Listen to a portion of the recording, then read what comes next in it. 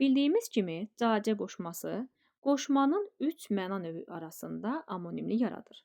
Birgəli qoşması, bənzətmə qoşması, bəzən də səbəb-məqsəd qoşması ola bilir. Yəni digər adı kimi istinad qoşması ola bilir.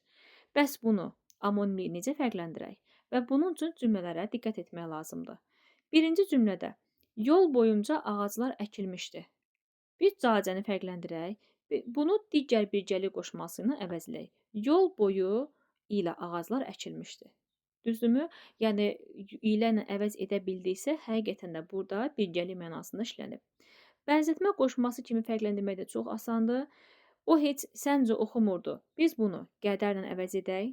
Sənin qədər, sənin kimi, sən qədər, sənin kimi desək, deməli, burada da bənzətmə mənasındadır və səbəb-məqsəd də fərqləndirmək o qədər asandır. Məsələn, quruluşca binanın dizaynı çox müasirdir. Quruluşuna görə binanın dizaynı çox müasirdir və yaxud da quruluşuna əsasən, görə və əsasənlə əvəz edə biliriksə, həqiqətən də deməli, istinad, səbəb-məqsəd bildirən qoşmadır.